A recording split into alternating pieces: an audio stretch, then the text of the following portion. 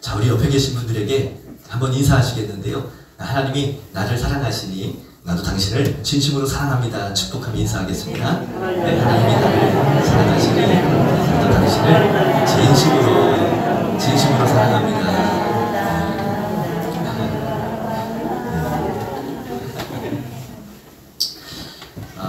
우리 사실 새로 오시는 분들을 좀 소개를 좀 해야 되는데, 우리 박서연 집사님 몇 주 계속 함께 예배를 드리고 계셔요.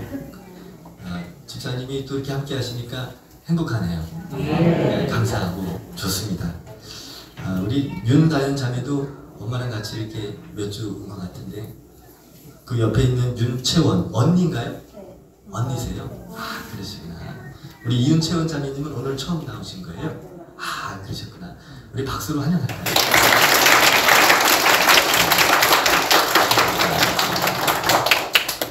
네, 뭐 한 가족이 될 수도 있고 아닐 수도 있지만, 이왕에 우리 주보교회에 오셨다면 예배 가운데 하나님의 사랑을 함께 많이 충만하게 받아 누릴 수 있었으면 좋겠고요. 가능하면 또 한 가족 되시면 더 좋겠죠. 네, 우리 저 뒤에도 처음 뵙는 자매님이 한 분 계시는 것 같은데, 쳐다보지 마세요. 또 이렇게 너무 어색할 수 있잖아요. 슬쩍 보시고 우리 그냥 박수로 환영해요.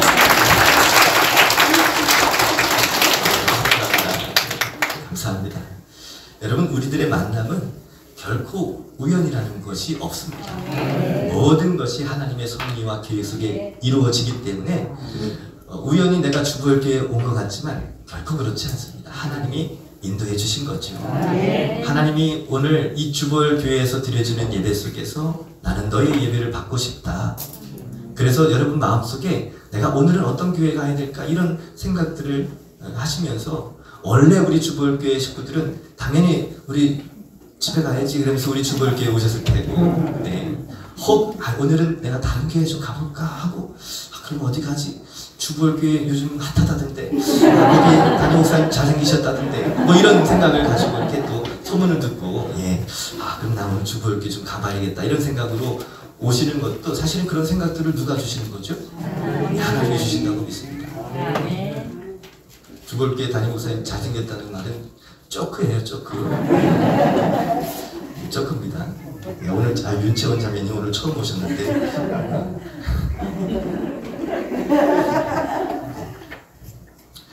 네, 아무튼 하나님의 인도하심을 따라 오늘도 주의 전에 나와주신 여러분 환영하고 축복합니다. 하나님이 우리 모든 예배를 기쁘게 받아주실 줄로 믿습니다. 한번 따라해 보실까요? 한량없는 하나님의 은혜.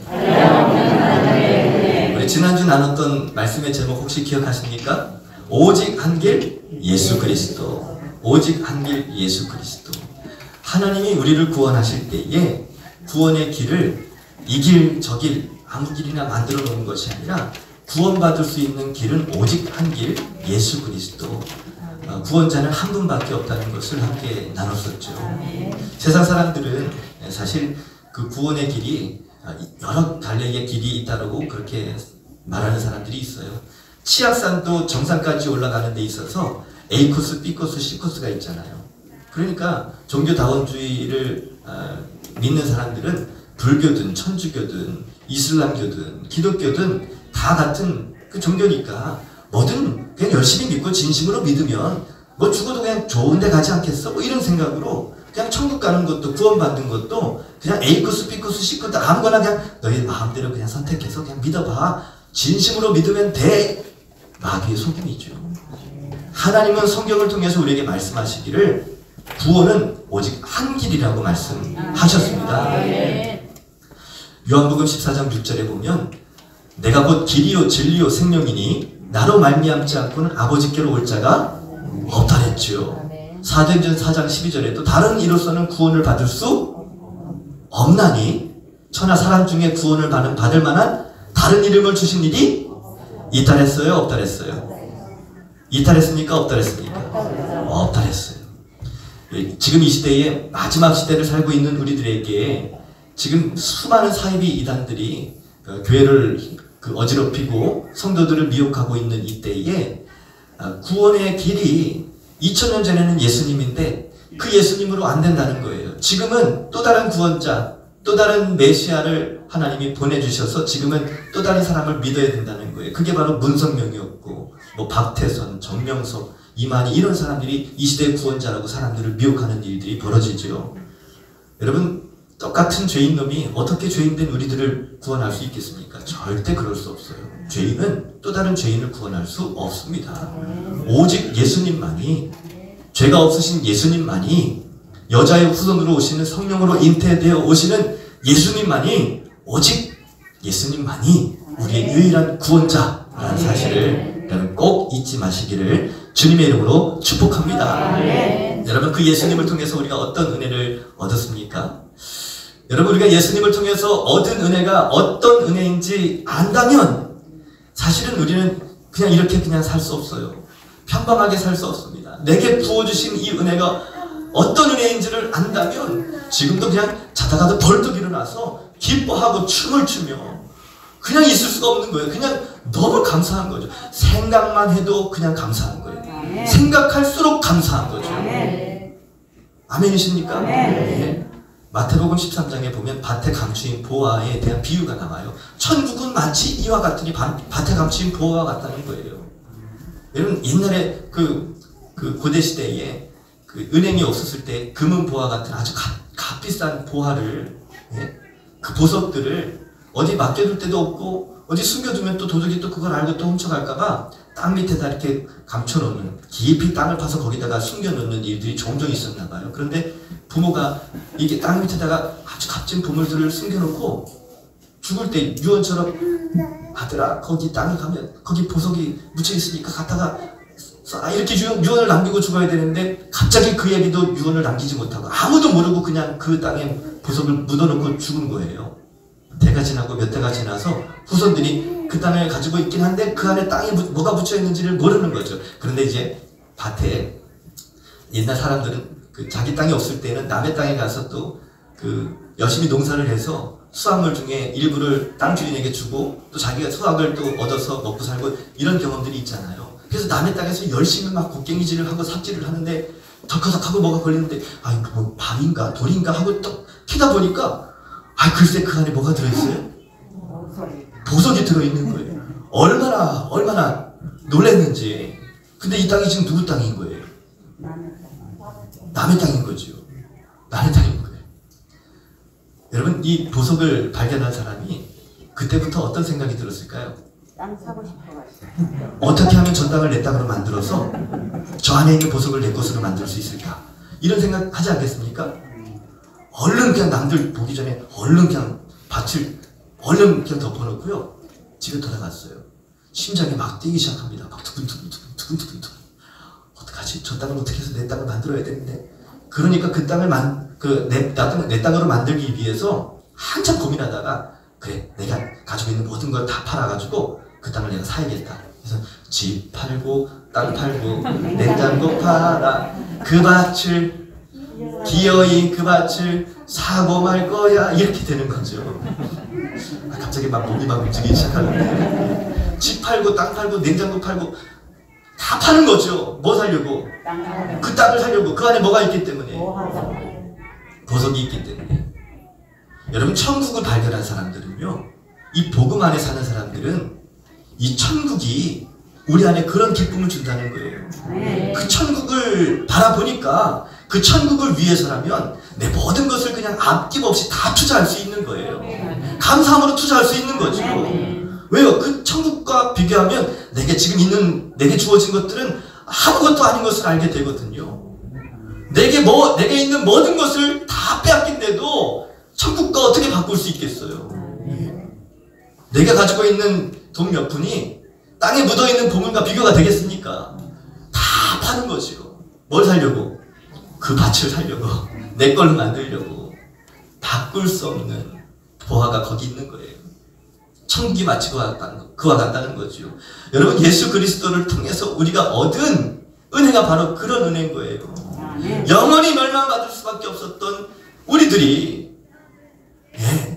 영원한 지옥에 가서 고통받을 수밖에 없었던 우리들이 구원함을 얻어서 천국 갈 수 있는 은혜를 얻었어요.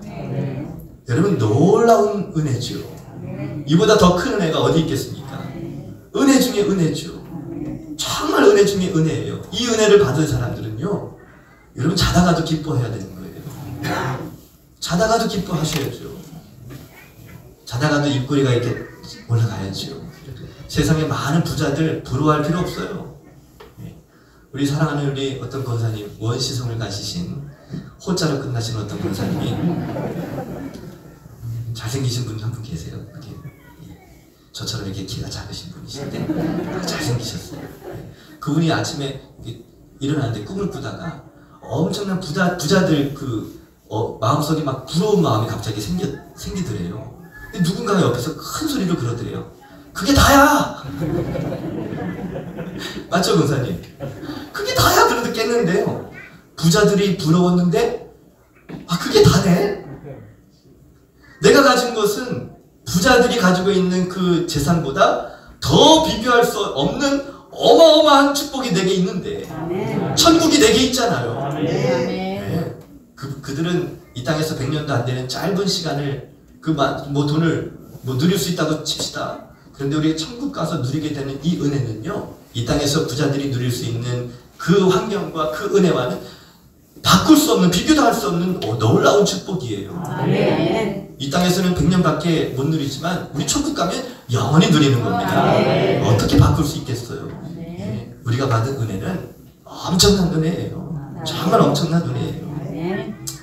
여러분, 사실 이 은혜가 어떤 은혜인지를 우리가 조금 더 이해를 좀 해야 되는데, 내가 받은 은혜가 어떤 은혜인지를, 얼마만큼 크고 위대한 은혜인지를 사람들이 잘 모르는 것 같아요. 그래서 우리가 어떤 은혜를 받는지에 대한 부분을 좀 살펴보자면, 우리가 어떤 존재였고 그 가운데 하나님께서 우리에게 임하게 될 뻔한 이 과거에 우리가 받아야 할 모든 죄에 대한 대가를 생각해 보면 우리가 정말 놀라운 은혜를 받았구나 라는 것들을 확인할 수 있게 됩니다. 여러분, 우리는 원래 죄인이었잖아요. 그렇죠? 죄인이 아닌 사람들 없죠. 저도 그렇고 여러분도 그렇고 우리 모두는 다 죄인이었어요. 죄인으로 태어나서 죄 가운데 살아왔죠. 우리 모두는 다 죄인이었어요. 두 분이 인정을 안 하시는 것 같은데, 아무리 내가 선하게 살아왔다 할지라도 여러분, 우리는 존재적으로 죄인으로 태어나서 우리들의 본성 안에 죄성이 다 있어요. 그래서 조건과 상황이 주어지면 여지없이 이 죄의 열매를 맺을 수밖에 없는 죄인들이었단 말이죠. 하다못해 우리 마음속에 일어나는 이 죄악들을 누가 막을 수 있겠습니까? 우리 본성 자체가 죄인이에요. 순간 나도 모르게 거짓말하고. 거짓말 안 해본 사람 있으세요?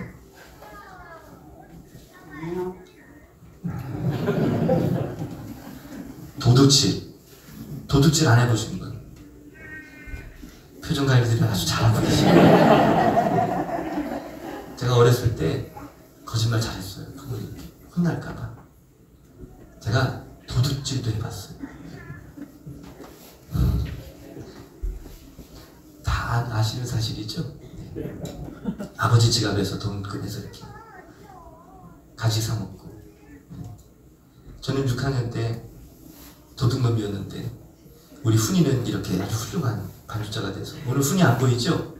예, 캠프 갔어요. 학생부 캠프 갔습니다. 안 보이는데, 예, 여러분 저만 그런 게 아니잖아요. 저 이렇게 또 갑자기 이렇게 벌레처럼 보시는 분위기가 갑자기 그런 표정이신데 저만 그렇습니까? 저만 그런 거예요? 우리 최원자매님 오늘 처음 나오셨는데 괜찮아요? 엄마가 옆에 없다고 생각하시고 거짓말 해본 적 있으세요? 그래. 혹시 도둑질 해본 적 있으세요? 그거는 좀 그래요? 좀 저기 하죠? 맞아, 저기 해야죠. 다현자매님은 어때요? 해봤어요? 그래. 뭐를?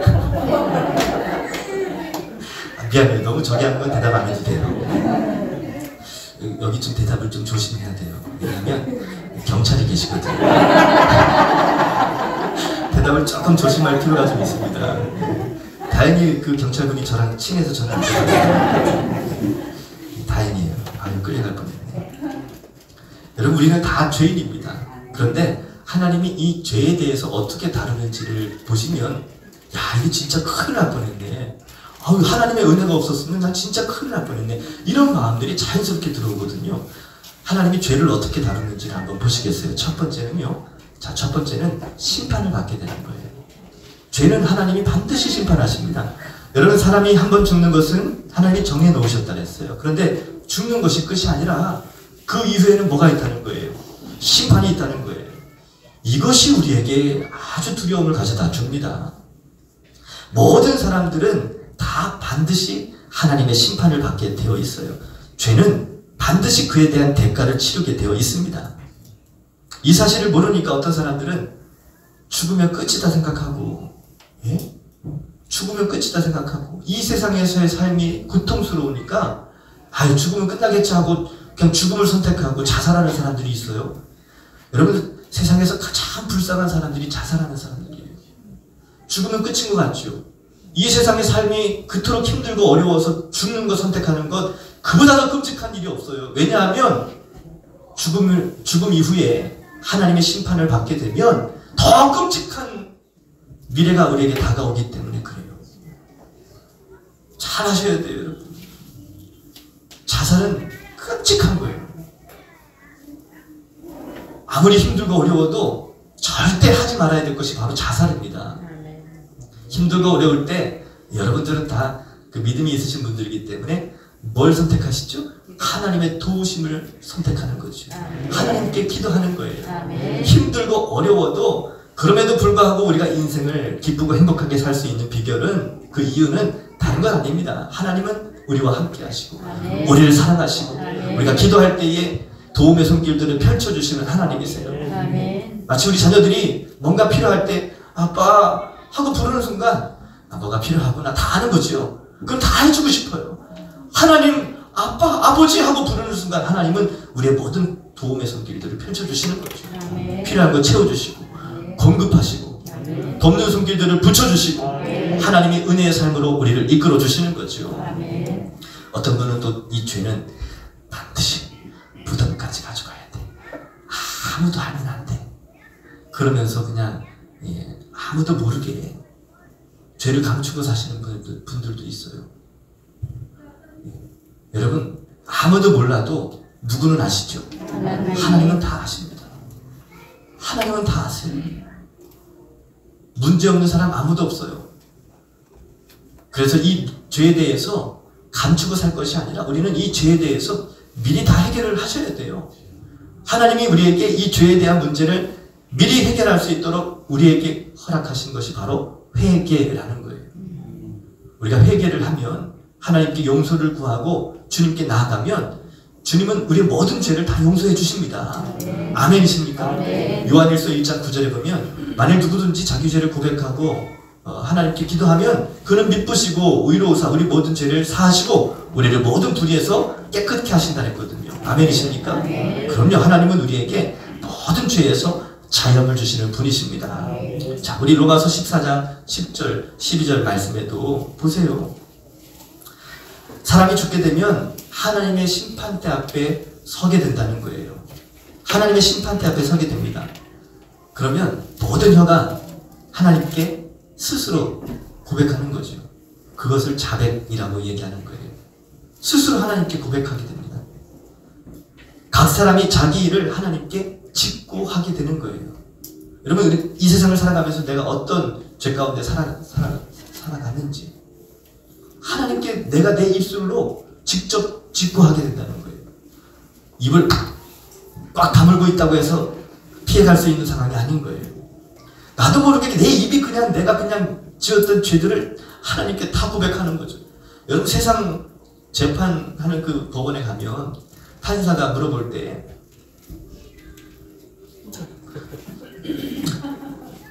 입을 꽉 다물고 묵비권을 행사하면 판사는 모르죠. 그렇죠. 그런데 우리가 천국에 가게 되면 심판대 앞에 섰을 때, 천국에 가는 게 아니라 심판대 앞에 섰을 때 우리가 입을 다물고 있을 수가 없어요. 묵비권이라는 게 있을 수 없어요. 내 입술로 직접 다 고백하게 된다는 거죠. 내가 내 죄를 다 하나님께 짓고 하게 된다는 거예요. 그래서 여러분 꼭 기억하십시오. 우리가 사람은 속일 수 있지만 하나님은 결코 속일 수가 없는 거예요. 자, 로마서 2장 12절 말씀에도 사람들의 은밀한 것을 심판하시는 그날이라. 은밀한 것은 뭐예요? 아무도 모를 거야 라고 생각하는 건 아닙니까?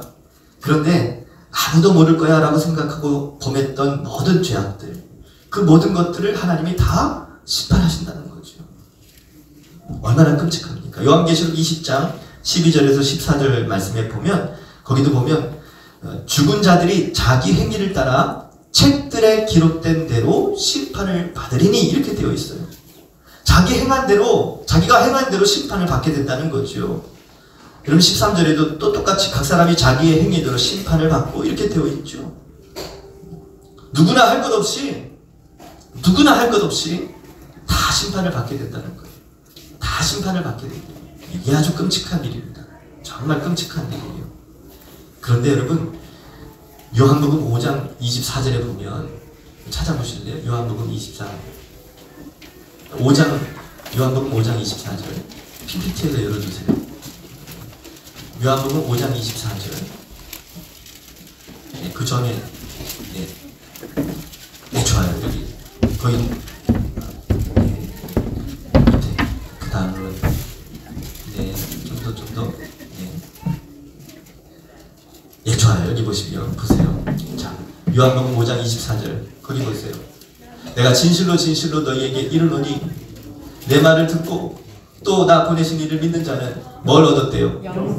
영생을 어떻게 했다고요? 얻었고 어디에 이르지 않는다고요? 심판에 이르지 않는데요. 어디에서 옮기로? 사망에서 생명으로. 아멘이십니까? 여러분 이 말씀을 잘 보세요. 영생을 앞으로 우리가 얻을 겁니까? 아니면 이미 얻은 겁니까? 어떤 사람들이? 예수님을 믿는 사람들, 또 예수님을 보내신 하나님을 믿는 사람들은 영생을 얻을 게 아니고 얻은 거예요. 이미 얻은 겁니다. 여러분 예수님을 믿으십니까? 다른 사람을 믿는 게 아니라 예수님을 믿으셔야 돼요. 문성명 믿거나 박태선을 믿거나 이만희를 믿거나 그러시면 절대 안 돼요. 누구를 믿으셔야 돼요? 예수님을 믿으셔야 돼요. 예수님을 믿으면 영생을 어떻게 된다는 거예요? 예수님을 믿는 사람들은 이미 영생을 얻은 거지요. 어디에 이르지 않는데요? 심판에 이르지 않는데요. 여러분 예수 그리스도를 통해서 우리가 얻은 은혜가 바로 이런 거예요. 사망에서 생명으로 앞으로 옮겨질 겁니까? 아니면 이미 옮겨진 겁니까? 옮겨졌습니다. 국어를 잘 하셔야 돼요. 국어를 잘 하셔야 돼요. 이미 여러분 예수님을 믿는 우리들은 사망의 자리에 있는 게 아니라 생명의 자리로 옮겨진 사람들이에요. 이게 놀라운 은혜입니다. 얼마나 엄청난 은혜입니까? 자, 두 번째, 하나님께서 우리에게 베풀어 주신 은혜가 어떤 은혜인지를 알려면 또 이 죄는 어떻게 처리가 되는지를 또 보셔야 돼요. 두 번째는요, 죄인들은 결국은 다 지옥에 가게 되는 거예요. 지옥, 말만 들어도 끔찍하죠. 끔찍합니다. 정말 끔찍해요. 여러분 그 사우나 들어가 보셨어요?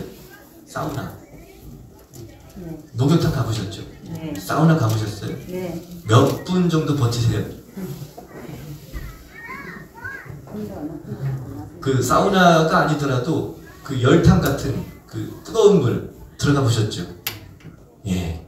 뜨거운 물 그 열탕에 들어갈 때 보통 이렇게 들어가다 보면 아 뜨거워 하고 이렇게 나오잖아요. 다시. 그런 경험 다 해보셨죠? 못 보신 것 같아서. 아 뜨거워 이렇게 나오잖아요. 예. 제가 연기를 좀 해요. 노래도 좀 하잖아요. 그렇죠? 얼굴도 좀 받쳐주잖아요. 아 이게 소문이 나가지고 아 이게 참 어떡하지?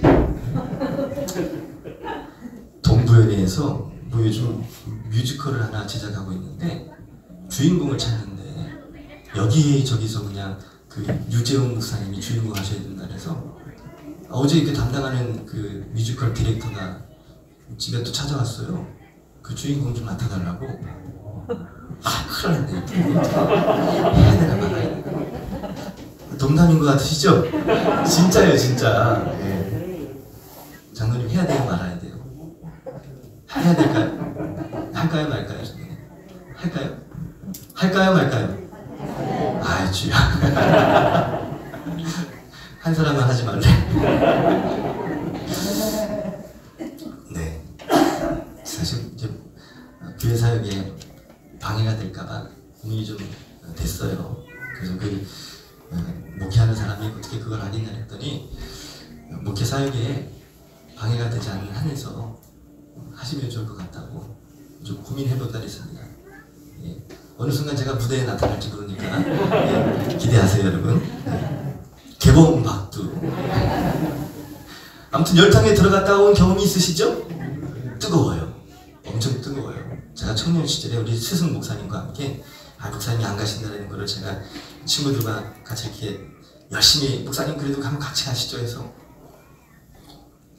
목욕탕을 갔잖아요. 같이 그 스승님이 좀 사투리를 좀 쓰세요.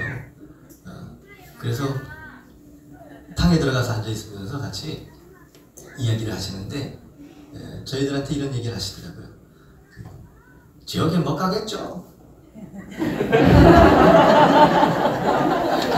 갑자기 그렇게 말씀하시는데 아니 무슨 소린가 싶었어요. 아니 옆에 물소리도 나고 막 그래가지고 목사님 잘 못 들었습니다. 뭐라고 하셨죠? 지역에 못 가겠죠? 그러시는 거예요. 아니 뭔 소린지 당최 모르겠는 거예요. 좀 다가가가지고 목사님 죄송해요. 제가 못 알아들었어요. 한 번만 다시 한번 좀 들려주세요. 천천히. 지옥은 못 가겠지요? 이러시는 거예요. 이 뜨거운 열탕에 있으면서 얼마나 버티겠냐는 거예요.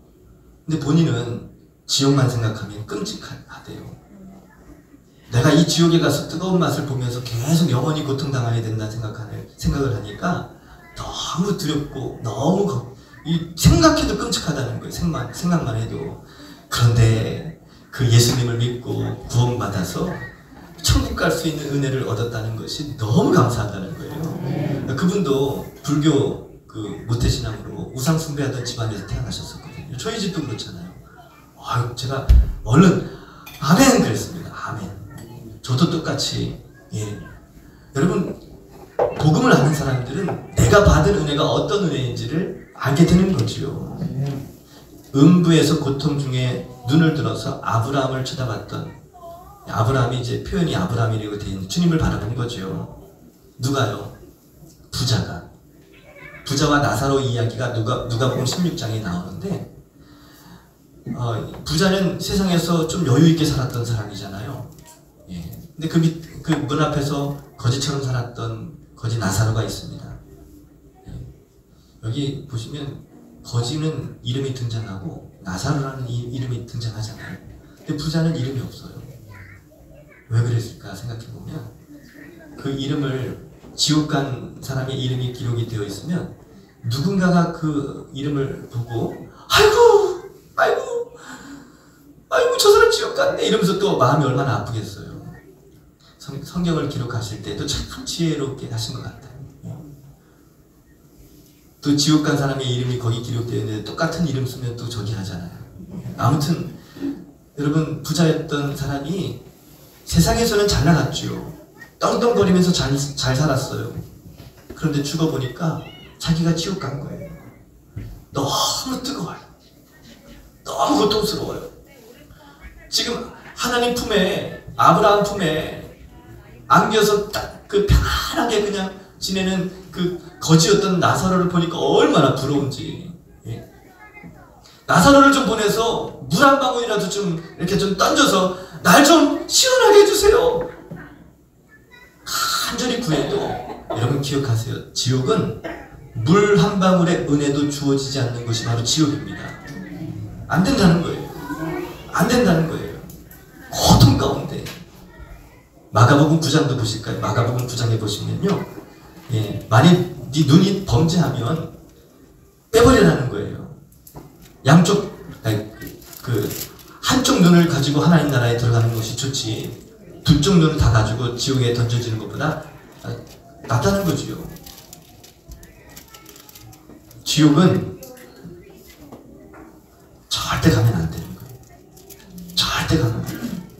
거기는 구더기도 죽지 않고 불도 꺼지지 않고 사람마다 불로써 소금치듯 당함을 고통 가운데. 여러분, 꺼지지 않는다, 죽지 않는다, 이 말은 무슨 뜻이냐 하면 그 고통이 영원히 지속된다는 거예요. 얼마나 끔찍합니까? 잠깐 있다 사라질 것도 아니고 그 고통이 영원히 지속된다. 야, 이 소망도 없는 거죠. 절대 절망인 거죠. 끔찍한 일입니다. 눈을 빼거나 손을 잘라버리거나 그렇게 해서라도 범죄하지 말고 절대 지옥은 가지 말라, 이런 거지요. 요한계시록 21장 8절에 보면 뭐라고 되어 있냐면 두려워하는 자들, 믿지 않은 자들, 흉악한 자들, 살인자들, 음행하는 자들, 점술가들, 우상 숭배자들, 그 뒤에 뭐라고 또 나오냐면 거짓말하는 모든 자들, 불과 유황으로 타는 못, 이게 지옥불입니다. 지옥불. 지옥못이 지옥이에요. 거기에 던져진다는 거죠. 여러분, 이 안에 거짓말하는 모든 자들,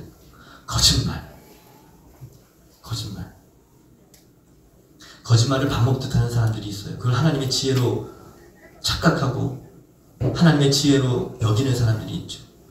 신천지 같은 사이비 이단이 이 거짓말을 하나님이 주시는 그 지혜라고 그렇게 배웠어요. 이 모략교리라고 하는데, 그러니까 이 마귀에게 속는 거죠. 거짓말로 자신의 정체를 숨기고 그러면서 두려움 가운데 살아갑니다. 들킬까봐. 얼마나 불쌍해요. 그럼 모든 사람들이 다 어디 간다는 겁니까? 예, 끔찍하죠.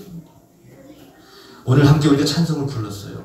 우리 주만 믿으면 모두 뭘 받아요? 구원 얻으며 영생 복락 멸류관 간신히 받겠네. 이렇게 될 일은 없는 거죠.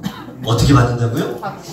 확실히 받는 거죠. 확실히 받겠네. 아멘이시죠? 예수님을 믿으면 모두 구원을 얻을 수 있고요. 영생 복락 멸류관 간신히 받는 게 아니라 확실히 받는 거죠. 분명하게 확실하게 받는 겁니다.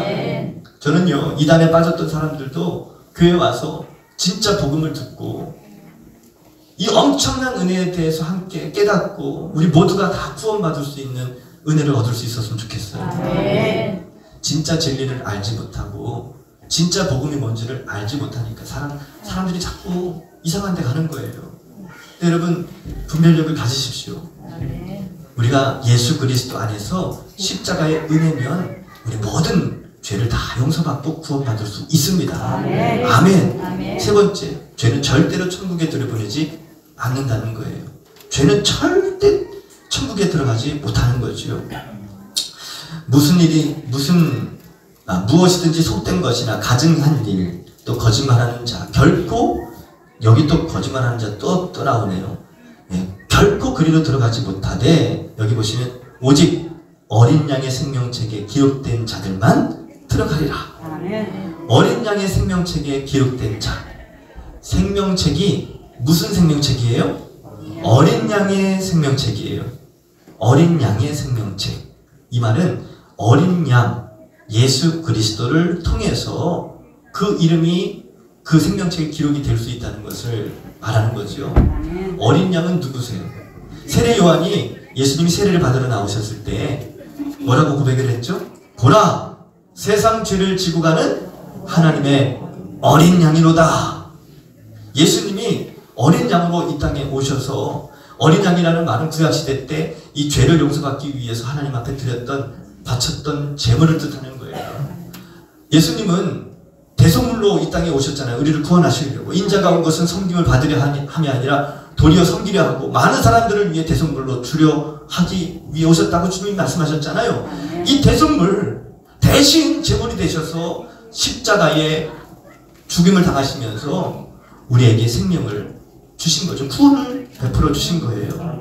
그래서 세례 요한이 그 예수님이 그런 분으로 오셨기 때문에 어린 양이라고 표현을 한 거죠. 여러분, 요한계시록에도 예수님에 대한 이야기를 거기 기록을 할 때 예수님을 뭐라고 표현을 하냐면 일찍 죽임 당하신 어린 양과 같더라. 메시아, 구원자, 재림주, 다시 오실 예수 그리스도에 대한 표현을 일찍 죽임 당하신 어린 양과 같더라. 재림주는 일찍 죽임 당하신 어린 양이셔야 되는 거예요. 십자가의 흔적이 있어야 된다는 거죠. 아멘이십니까? 이놈 저놈 장놈 아무 놈이나 다 그냥 구원자라고 성경을 이상하게 또 푸는 것을 배워가지고 또 가르치고 제자들을 세우고 그런다고 해서 구원받을 수 있는 것이 절대 아닙니다. 절대 아니에요. 오직 예수 그리스도. 할렐루야. 그래서 우리가 어떻게 살아야 됩니까? 자, 여기 보세요. 갈라디아서 5장 19절에서 21절에 보면 우리는 사실 여기 그 뒤에도 나오는 말씀이 성령을 쫓아 행하는 성령의 열매를 맺으며 살아가야 되는데 보통 사람들은 육체의 열매를 맺으며 살아가는 거죠. 음행과 더러운 것과 호색과 우상숭배, 주술, 원수 맺는 것, 분쟁, 시기, 분냄, 당짓는 것, 분열함과 이단, 투기와 술 취함과 방탕함과 또 그와 같은 것들. 여러분 이 모든 것들 이런 일을 행하는 자들은 어떻게 해요? 하나님 나라를 유업으로 받지 못한다는 거죠. 죄는 절대로 천국에 들어갈 수 없다는 겁니다. 그래서 반드시 죄는 해결을 하셔야 되는 거예요. 고린도전서 6장 9절에도 보면 불의한 자가 하나님의 나라를 유업으로 받지 못할 줄을 알지 못하느냐. 미혹을 받지 말라. 음행하는 자나 우상 숭배하는 자나 간음하는 자나 탐색하는 자나 남색하는 자나. 여러분 이 모든 죄악 가운데 살아가는 사람들은 하나님 나라를 유업으로 받지 못한대요. 천국 갈 수 없다는 거죠. 여러분 우리가 왜 죄를 또 멀리해야 합니까? 우리 네 번째 마지막으로 살펴볼까 하는데요. 하나님은 죄에 대하여 진노의 본성을 가지고 계시기 때문에 그렇습니다. 그래서 하나님께서 이 죄에 대해서만큼은 철저하게 심판하실 수밖에 없는 거죠. 그래서 우리가 믿는 하나님을 사랑의 하나님이라고 고백을 하지만 그와 더불어서 공의의 하나님이라고 표현하는 이유가 바로 여기 있는 거예요. 하나님은 죄에 대해서는 진노의 본성을 가지고 계세요. 시편 7편에도 보면 11절에 분노하시는 하나님이라고 되어 있죠. 로마서 1장에도 보면 하나님의 진노가 불의로 진리로 막는 모든 사람들의 모든 경건하지 않음과 불의에 대하여 하늘로부터 나타나나니 하나님의 진노가 이런 사람들에게 임하게 된다는 거죠. 로마서 2장에도 보면요. 고집과 회개하지 않은 마음을 따라 진노의 날 하나님의 의로우신 심판이 나타나는 그날에 하나님의 진노, 하나님의 심판이 임하는 그날에 끔찍한 일이 벌어지는 거죠. 끔찍한 일이 벌어지는 겁니다. 죄는 하나님이 진노의 본성을 가지고 계시기 때문에 심판하실 수밖에 없는 거죠. 하나님의 진노, 끔찍한 거예요. 심판으로 이어집니다. 결국은 지옥을 가게 됩니다. 이게 얼마나 끔찍합니까? 여러분 우리는 이렇게 영원히 멸망받을 수밖에 없었던 죄인들이었잖아요. 그런데 우리가 어떻게 지금 하나님을 예배하는 이 자리에 우리가 있을 수 있는 거죠? 복음 되시는 예수 그리스도 그분의 십자가 보혈의 능력으로 우리가 죄 씻음 받고 십자가의 은혜로 거듭나서 하나님의 자녀가 되어서 예수님을 우리 마음속에 영접해서 우리 마음속에 예수님이 함께 동행하시고 그래서 주님의 인도하심을 따라 오늘도 믿음으로 주님 앞에 나오신 것 아닙니까? 하나님이 우리에게 놀라운 은혜를 베풀어 주셨어요. 십자가의 은혜입니다. 죄 씻음 받을 수 있는 은혜, 십자가의 은혜. 그로 말미암아 우리가 모든 죄를 다 용서받고 구원함을 얻었어요. 여러분 사실 우리 모든 사람들이 다 지옥 갈 운명이었지만 여러분 예수님을 믿는 사람들은 한 가지 아쉬운 게 절대 지옥은 구경 가지 못한다는 거예요. 여러분 다 여행을 아무데나 마음 먹으면 필리핀도 가고 저기 프랑스도 가고 아르헨티나도 가고 다 갈 수 있죠. 그런데 지옥만큼은 절대 갈 수가 없어요. 물론 이제 하나님이 특별한 은혜를 주셔서 너 뜨거운 맛 좀 잠깐 볼래 하면서 이렇게 좀 체험하게 하시면 갔다 올 수도 있겠지만 그러면 또 그런 분들이 또 여기 나와서 또 간증도 하고 그러잖아요. 내가 지옥에 가보니까 글쎄 엄청난 뜨거운 열기가 막 가까이 되기만 해도 내 마음이 얼굴이 다 타 죽는 것 같고 막 고통스러웠다고 얼마나 지금 그런 간증들을 하겠습니까? 근데 여러분 걱정하지 마세요. 가고 싶어도 절대 지옥은 못 갑니다. 지옥 안 가도 됩니다. 왜요? 예수 그리스도의 십자가의 은혜가 우리 모든 죄의 문제를 다 해결해 주셨기 때문에 아멘이십니까? 십자가에서 예수님이 대제사장격으로 선포하신 것이 있어요. 죄가 없으신 그 예수님이 우리를 구원하시기 위해서 십자가를 대신 지시면서 모든 물과 피를 다 쏟으시면서 마지막으로 선언하신 것이 있어요. 죽기 전에. 그게 뭔지 아세요? 테텔레스타이. 테텔레스타이. 다 이루었다는 뜻이에요.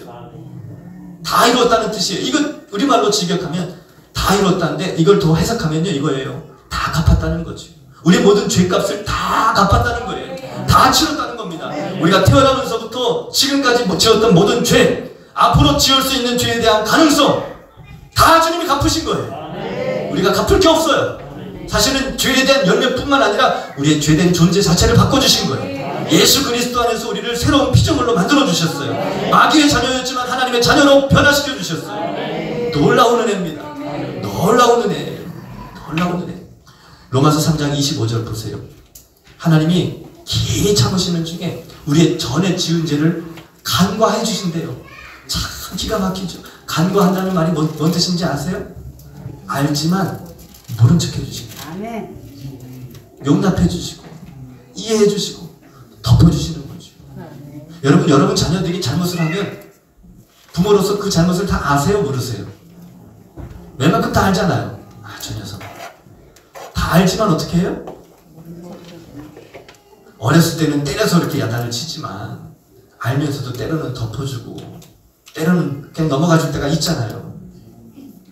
그쵸 여러분? 하나님은 우리의 전에 지었던 죄를 다 간과해 주신대요. 알지만 덮어주신대요. 없던 걸로 다 해주시겠다는 거예요. 얼마나 감사합니까? 히브리서 8장 12절에도 보면 그들의 죄를 다시 기억하지 아니하리라. 사람은 누군가에게 잘못을 하면 자꾸 그게 생각이 나죠.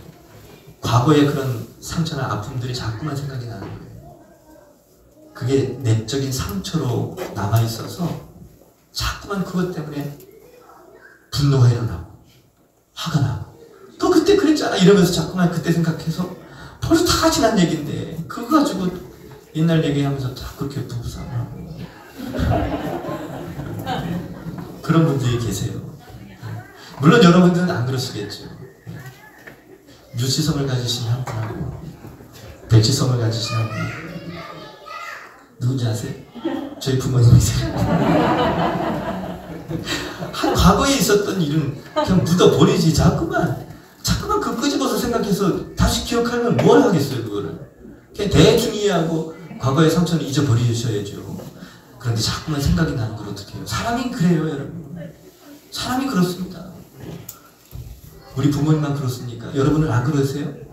과거에 사람 누군가에게 받았던 상처나 그 아픔들 내게 잘못했던 그 행위들 기억 안 나십니까? 그거 생각하면 여전히 또 화가 나죠? 물론 이렇게 여러분이 다 주님의 마음을 가지셔서 이제는 다 치유가 되셔서 괜찮겠지만 가끔 이제 그게 이제 처리가 안 된 사람들은요 과거의 아픔이나 상처가 자꾸 생각이 나서 그것 때문에 여전히 분노가 일어나고 화가 나고 또 찾아가서 또 한마디 해주고 싶고 이런 일들이 막 벌어지는 거죠. 그런데 하나님은 우리들을 향해서 과거에 우리가 뭔 잘못을 했든 다시는 기억을 안 하신다는 거예요. 이게 은혜입니다. 이게 은혜인 거예요. 로마서 8장 1절이죠. 오늘 본문 말씀이죠. 그러므로 이제 그리스도 예수 안에 있는 자에게는 결코 뭐가 없다고요? 정죄함이 없대요. 예수 그리스도 안에 있으면 정죄함이 없다는 거예요. 정죄한다는 것은 넌 죄인이야. 법원에 있을 때 죄를 지은 사람이 죄가 있는지 없는지 밝혀낸 다음에 죄가 있을 때 죄인 하면서 뭐 이렇게 선고를 내리잖아요. 그런데 하나님이 우리를 정죄하지 않는다는 거예요. 우리를 죄인이라고 말하지 않는다는 거예요. 왜요? 예수 그리스도 십자가의 은혜가 있기 때문에. 그래서 그리스도 예수 안에 있는 자에게는 결코 정죄함이 없다는 겁니다. 예수 그리스도 안에 있으면 당신 죄인이요 이렇게 이런 취급 안 당한다는 거죠. 이는 그리스도 예수 안에 있는 생명의 성령의 법이 죄와 사망의 법으로부터 너희를 해방하였습니다. 얼마나 감사합니까? 감사합니까? 아니면 감사합니까? 감사합니다. 진짜 감사합니다. 이보다 더 감사한 일이 어디 있겠어요? 지난번에 금요일인가 언젠가 수요일이었나요? 우린 아담 이후에 태어난 모든 사람들은 다 죄인이라고. 너도 죄인, 나도 죄인, 다 죄인이라고. 그랬더니 그 원소 권사님 아들이 원소 권사님 죄인일까요? 아닐까요? 그랬더니 아들들이 죄인이에요! 아주 크게 뒤에서. 죄인이라고. 아빠를 정말 사랑하는 것 같아. 예. 어떻게 아빠한테 그런 얘기, 농담을 하겠어요, 그렇죠? 예. 아빠랑 그만큼 친하다는 얘기예요. 그만큼 아빠가 얼마나 사랑으로 아들들하고 이렇게 대하면 아들들이 거침없이 그런 농담을 합니다. 저는 저희 아버지한테 절대 그런 얘기 못합니다. 저희 아버지는 그런 분이 아니셨기 때문에. 죄인이 아니었다는 말이 아니라 저 권사님처럼 아들들을 따뜻하게 해주는 그런 일단 말씀이 별로 없으셨어요. 아무튼 그렇습니다. 예. 예배 끝나고 나서도 또 아버지를 향해서, 아빠를 향해서 아빠 죄인이에요 이런 농담을 또 하길래, 야 얘들아, 우린 다 죄인이지만 용서받은 죄인이야. 다 용서받은 죄인이야. 그래서 우리는 당당하게 의인이라고 말할 수 있는 거야. 로마서 3장에 의인은 없나니 하나도 없다고 기록이 되어 있지만, 그래서 우리는 다 죄인이지만 여러분 기억하십시오. 우리는 용서받은 죄인들이에요. 죄인은 맞지만 용서받은 죄인입니다. 죄의 문제를 다 해결받은 죄인들이에요. 의인입니다 이렇게 자신 있게 고백은 못하지만 그래도 당당하게 고백할 수 있는 건 용서받은 죄인입니다. 이건 자신 있게 고백할 수 있는 거죠. 그럼요. 꼭 기억하십시오. 여러분, 우리는 다 용서받은 죄인들이에요. 이미 영생을 얻은 사람들입니다. 주님이 예수 그리스도 안에서 심판을 면하게 하시고 사망에서 생명으로 옮겨주셨어요. 놀라운 은혜를 받은 사람들이죠. 십자가의 은혜가 우리에게 이런 엄청난 은혜를 베풀어 주신 거죠. 놀랍지 않습니까? 정말 놀라워요. 정말 감사해요. 얼마나 감사한지. 얼마나 감사합니까?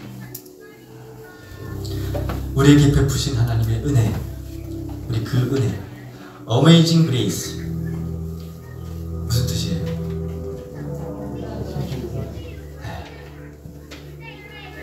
나 같은 죄인 살리신 하나님의 놀라우신 은혜죠. 그 은혜를 이 시간 우리 입술로 함께 고백하면서 함께 찬양했으면 좋겠습니다. 나 같은 죄인 살리신, 나 같은 죄인 살리신 주 은혜 놀라워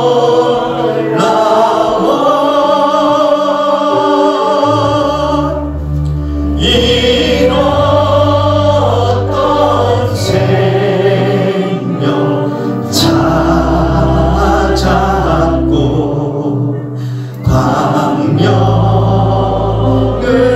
얻어 큰 죄악에서 건지신 주님의 은혜를 생각하시면서 큰 죄악에서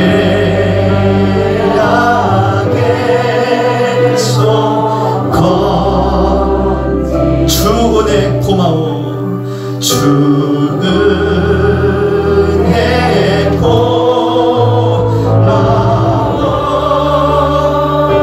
나 처음 믿은 그 시간 나 처음 믿은 그 시간 귀하고 우리 다 같이 자리에서 일어나서 우리 가슴에 두 손을 모으고 이제껏 내가 산 것도 이제껏 내가 산 이 모든 것이 주님의 은혜입니다. 주님의 은혜라 또 나를 장차 본 향해 인도해 주 아멘 아멘. 두 손을 높이 들고 거기서 우리 영원히 거기서 우리 영원히 주님의 은혜로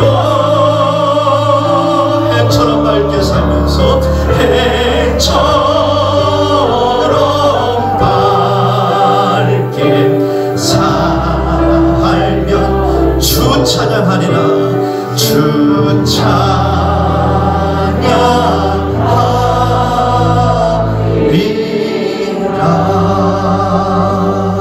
우리 가슴에 두 손을 모아보겠습니다. 여러분은 예수 그리스도 안에서 이 놀라운 하나님의 은혜를 받았다고 확신하십니까? 십자가의 은혜가 우리 모든 죄를 다 씻기시고 또 영원히 멸망받을 수밖에 없었던 우리들을 구원해 주셨습니다.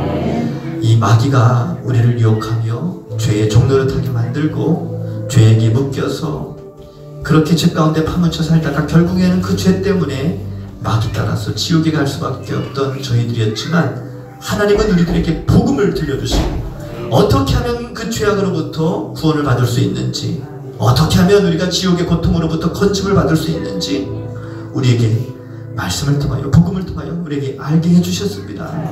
이게 얼마나 은혜입니까? 여러분, 혹시 말씀을 들으시다가 여러분 안에 있는 아직 해결받지 못한 죄가 생각이 나신다면 이 시간 기도하세요. 회개하며 기도하세요. 하나님은 우리의 모든 죄를 다 용서해 주신다 했어요. 또 여러분 마음속에 모든 죄를 다 용서받았다는 확신이 있고 나 같은 죄인을 구원해 주셨다는 믿음과 확신이 있으신 분들은 오늘 감사하십시오. 내가 받은 이 은혜는 이 세상에서 얻을 수 없는 가장 귀하고 가장 값진 은혜입니다. 하나님께 감사하며 또 회개하며 이 시간 받은 은혜를 주님 앞에 고백하면서 결단하며 함께 통성으로 기도하겠습니다. 아버지 하나님 감사합니다. 주님, 오늘도 거룩한 주일에 하나님 우리에게 은혜를 베풀어 주실 때에 하나님이 우리에게 베푸신 이 은혜가 어떤 은혜인지를 오늘도 우리에게 가르쳐 주시고 깨닫게 하시고 알게 해주셔서 감사합니다. 주님, 우리 마음속에 하나님이 베푸신 이 놀라우신 은혜가 아버지 하나님 충만하게 우리 가운데 임하게 하시고 하나님의 영광이, 하나님의 은혜가 우리 마음 가운데 깨달아지는 은혜, 아버지 은혜를 허락하여 주셔서 영원히 멸망받을 수밖에 없었던 죄인 되었던 우리들을 불쌍히 여겨주시고 사랑해주시고 우리를 구원해주시고 하나님 찾아 삼아주신 것 감사합니다. 그러므로 이제 그리스도 예수 안에 있는 자에게는 결코 정죄함이 없다라고 말씀하셨는데, 이는 그리스도 예수 안에 있는 생명의 성령의 법이 죄와 사망의 법에서 너를 해방하였음이라 말씀하셨는데, 주님 그렇습니다. 예수 그리스도 안에서 누릴 수 있는 이 진정한 자유함을 마음껏 누릴 수 있는 주의 백성들 되게 하여 주옵소서. 아버지 하나님, 우리 안에 감추어졌던 모든 죄악들을 십자가로 다 가져가게 하시고 예수 그리스도 보혈의 피로 우리가 다시 한번 죄 씻음 받게 하시고, 주님 다시는 죄 가운데 넘어지지 않도록, 다시는 죄의 종노릇 하며 살지 않도록 우리 모든 삶을 붙들어 주시고 성령님 저희들의 모든 삶을 인도해 주시기를 원합니다. 아버지 하나님, 연약함이 있음에도 불구하고 주님 우리를 하나님 찾아 삼아주신 것 감사합니다. 전에 주님 지은 죄를 간과해 주시고 우리의 모든 죄를 다시 기억하지 아니하리라 말씀하시는 하나님 감사합니다.